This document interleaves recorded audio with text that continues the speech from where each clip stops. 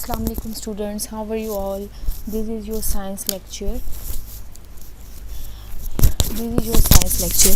The students topics we will cover in this unit number 6 are solids, liquid and gases. आज जो chapter जो है आपका वो सॉलिड, लिक्विड एंड गैसेस है, जिनके टॉपिक आप आज के जो टॉपिक्स हैं वो चेंजेस ऑफ स्टेट है, physical changes and chemical changes. मतलब चेंजेस ऑफ स्टेट होती है, जो मैटर्स होते हैं। लास्ट टाइम हमने लिक्विड, सॉलिड, गैसेस के बारे में पढ़ा था, मैटर की जो स्टेट्स थी। अब उसमें जो चेंजेस होती हैं, ठीक है, वो दो टाइप्स की होती हैं, physical changes and chemical changes. First of all हम देखते हैं कि चेंजेस ऑफ स्टेट क्या है। ठीक है, जो न्यू वर्ड्स इसमें आप देखेंगे वो state, condense, heating and substance. ठीक है, ये आगे हम पढ़ेंगे। स्टेट क्या होती है, हालत। कंडेंस क्या होती है कि जब वेपर्स जो होते हैं, लिक्विड जो होता है वो वेपर बन के जब बुहारात बन के जब ऊपर की तरफ उड़ता है तो कंडेंसेशन, जब बादलों के साथ एक तरह से वो दोबारा लिक्विड में चेंज हो जाता है, ऊपर से जब बारिश बरसती है, दैट मीन्स वो क्या है, कंडेंसेशन। ठीक है, अब चेंजेस क्या है, जब heating and cooling can change a substance from one state to another. जब हम किसी भी चीज़ को हीट करते हैं या कूल करते हैं तो वो चीज़ जो है वो एक सब्सटेंस से दूसरी सब्सटेंस में चेंज हो जाती है। नाउ हाउ एग्जाम्पल्स क्या हैं, जैसे if a liquid is heated it can become a gas. जब आप पानी को गर्म करते हैं तो आप देखते हैं कि वो गैस बन के जो है पानी जो है वो ऊपर की तरफ उड़ता है, वेपर्स बन के। अब सेकंड क्या है, if a solid is heated it can become a liquid. अब इसकी एग्जांपल क्या देखते हैं, जब आप आइस लेते हैं, बर्फ़ लेते हैं, तो उसको आप रखते हैं रूम टेम्परेचर पे या उसको हीट करते हैं तो वो जो है सॉलिड जो है वो लिक्विड में चेंज हो जाता है। क्लियर, ये होती है चेंज ऑफ स्टेट। अब चेंज ऑफ स्टेट में हम देखेंगे substances change state when they melt, boil, condense और फ्रीज। चीज़ें जो है वो एक हालत से दूसरी हालत में कब चेंज होती हैं, जब वो मेल्ट होती हैं, बॉयल होती हैं या फ्रीज़ होती हैं, कंडेंस होती हैं। ठीक है, कंडेंसेशन का मैंने आपको बताया था कि जब पानी जो है वो बुहारात बनकर ऊपर उड़ता है तो वो गैस बनकर जब ऊपर जाता है वेपर्स में तो वो दोबारा वहाँ पे कंडेंसेशन से होकर दोबारा वो गैस पानी में कन्वर्ट हो जाती है बारिश की सूरत में।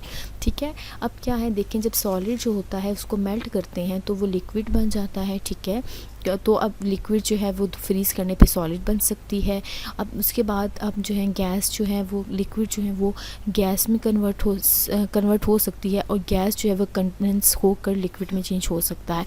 अब इसमें क्या होता है कि सब्लिमेशन होती है। सब्लिमेशन क्या होती है कि जब वेपर्स जो हैं, सब्लिमेशन क्या होती है कि जब सॉलिड जो है वो क्या हो जाता है, गैस में चेंज हो जाता है डायरेक्टली। ठीक है, वो गैस में चेंज हो जाता है कि किसी विदाउट मतलब गैस में चेंज हो जाता है लिक्विड में चेंज हुए बगैर। ठीक है, ये होती है कंडेंसेशन। अब फिज़िकल चेंज क्या होती है कि जब अब हमारे पास दो चेंजेस थी, first is physical change, second is chemical change. Physical change क्या थी, वन कैंडल्स मेल्ट और water boils both change from one state to another.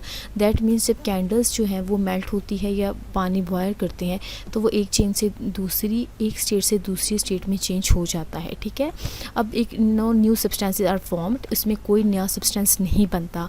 This is a physical change. That means कि अगर आप कैंडल को जब melt करते हैं तो दोबारा उस कैंडल को हम जो है वो कैंडल बना सकते हैं। ठीक है, उसमें कोई नया सब्सटेंस जो है वो नहीं बनता। अब इसके बाद हम जो दोनों चीज़ें जो है वो एक स्टेट से दूसरी स्टेट में चेंज हो सकती हैं। ठीक है, तो इसके हम एग्जांपल देखें तो ये एक आइस की, अगर हम वाटर की एग्जांपल लेते हैं तो क्या है, वाटर को हम आइस में चेंज करते हैं। ठीक है, फ्रीज़ करके, और जो दोबारा आइस को हम वाटर में चेंज कर सकते हैं रूम टेम्परेचर में। फ्रीज़ करके। ठीक है, वाटर को फ्रीज़ करके हम जब आइस में चेंज कर देते हैं और आइस को रूम टेम्परेचर पे रख के हम दोबारा उसको वाटर में चेंज कर सकते हैं, और ये एक फ़िज़िकल चेंज होती है।